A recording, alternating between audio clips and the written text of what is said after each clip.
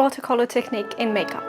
Hello everyone, I'm Val and welcome back to my channel. I'm trying to be a bit more creative lately and I really want to try out the watercolor technique in makeup, and this is exactly what we are talking today about and trying out in the second part of the video. So I already tried to create some interesting look, and today it will continue with the same palette. This is the water-soluble painting plate according to Hyundai. I got it from Amazon. It's just a bit of Aqua water-activated paints, and if you cry your eyes out together with all of this. But for some elements that are not so close to the actual eye, they're not getting watery, I think this can be a good solution. So I'm gonna try it today again, and I will provide all the swatches for this palette as well, even though it's just watercolors. Let's begin. I have removed the lashes, and I just want to demonstrate that this stuff is so easily removed. And yeah, you're done, basically. So if you have watery eyes, I think any watercolor, water-activated eyeliner is gonna be a no-go, because yeah, it's just, there is no way to actually make it work for you, because watercolors are activated with water. If you use Duraline, it's not gonna dry out. It's gonna stay pretty much sticky. Of course, there are specific water activated paints that are like cry-proof, but this is no different from the actual waterproof eyeliner, in my opinion. So you can use the gel liner pretty much in the same manner.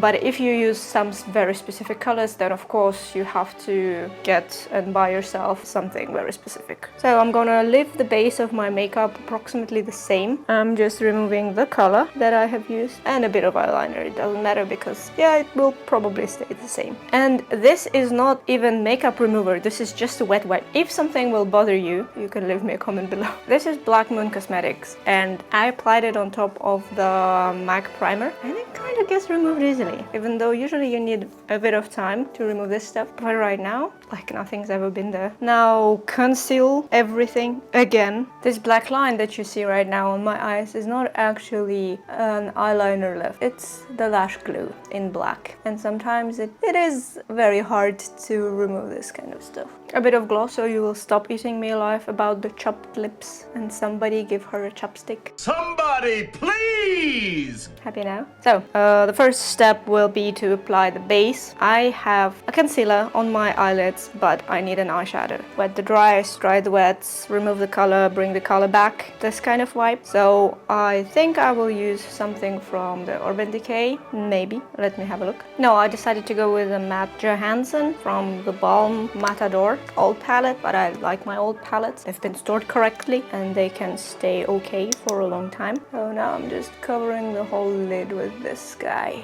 Literally. Now I have to make the toughest decision, pink or orange. Orange or pink. Let's say green. Oh gosh. I'm using a bit of Fix Plus. You can use regular water, it doesn't matter. And I'm dipping my pencil brush into this whole palette. Now, the technique for the pigments and the mixing liquid. You can look at the Pale Canvas channel. She's really great at watercolor effects with makeup, and she is absolutely beautiful makeup artist as well, both as a human being and as a makeup artist. My technique is a bit different. So I'm loading the brush with quite a bunch of water, and then I'm gonna stamp it and drag away to create my shapes. So stamping creates this blob of color, and with the end of the brush you can just drag it whatever. And because it's so full, let's say, just gets printed.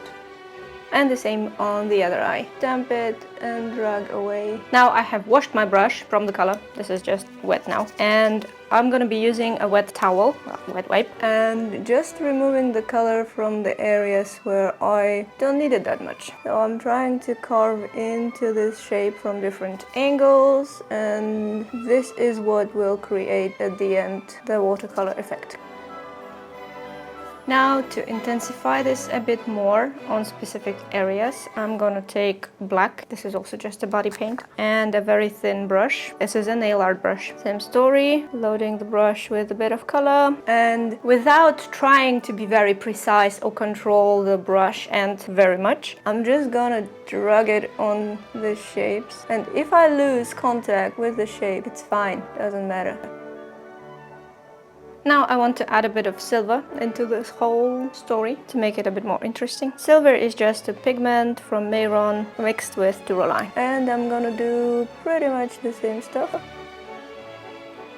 Probably gonna be seen more on photo than on the video. Sorry about that. Forgot one thing. How to get the same intensity or kind of the same intensity green for the underline area. Light concealer. This is a must. I'm gonna be using a dot of it on my palm and blending with a brush to make it easier.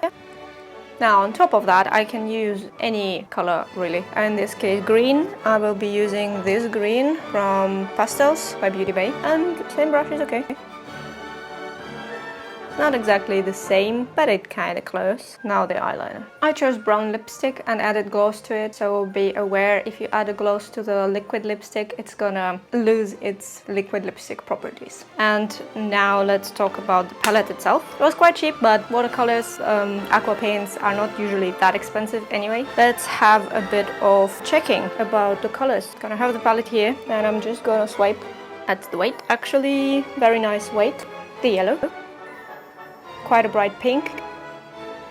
The blue, actually it's brighter than I thought. Orange, not as bright as I thought.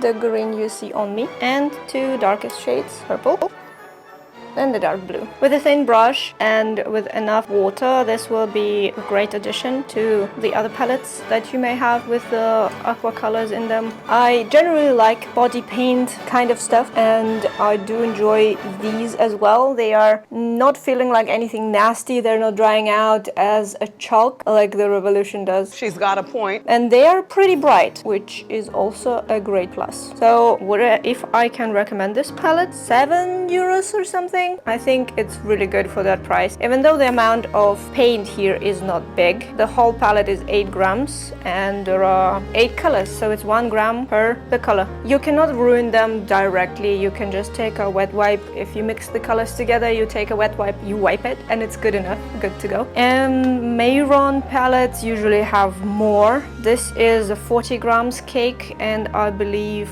they have like 10 grams in the regular palette. So if you need to use it not as an eyeliner but rather as a actual body paint to paint the whole body or half the body, the professional body paint is the way to go. But for eyeliners, come on, 1 gram is gonna last long enough. So they are bright, they are very nice colors.